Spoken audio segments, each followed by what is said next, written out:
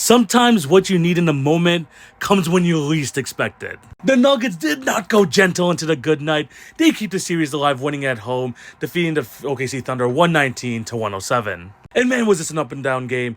Going into this game already, there was a bit of concern because Jamal Murray was coming in with an illness that he got last night, but he decided to play through it.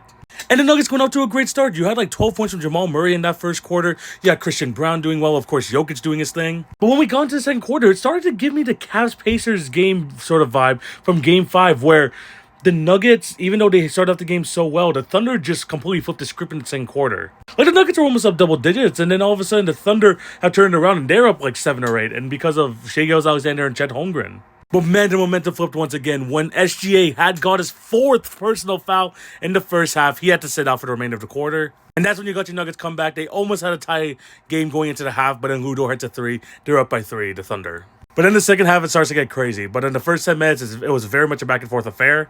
It was until the emergence of Julian Strawther, the sophomore man from the Denver Nuggets. Because he was absolutely the difference maker in the second half. Came in and in the final minute, had like 8 points, like 2 threes and a layup. And that completely shifted momentum. At the end of the third quarter, the Nuggets had an 8-point lead, and they felt very comfortable going to the fourth quarter because the momentum of Julian Strawther just continued. He had 7 points in that quarter. Jamal Murray was playing great. Nikola Jokic was hitting every shot possible. And you also gotta continue to shout out the supporting cast. Christian Brown, fantastic game.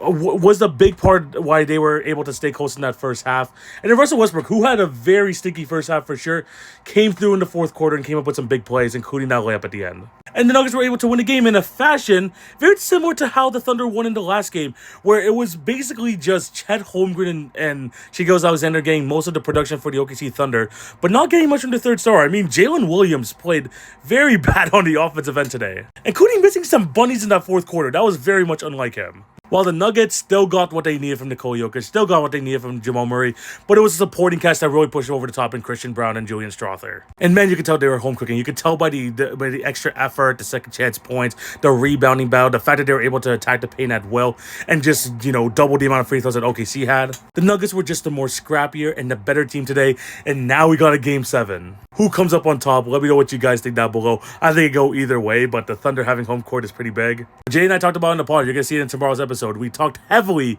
about how the depth in this series was going to be massive, and once again, they were the deciding factor. Great win for Denver. And in the words of Zaza Pachulia, we're going to Game 7, baby! Game 7! Game 7!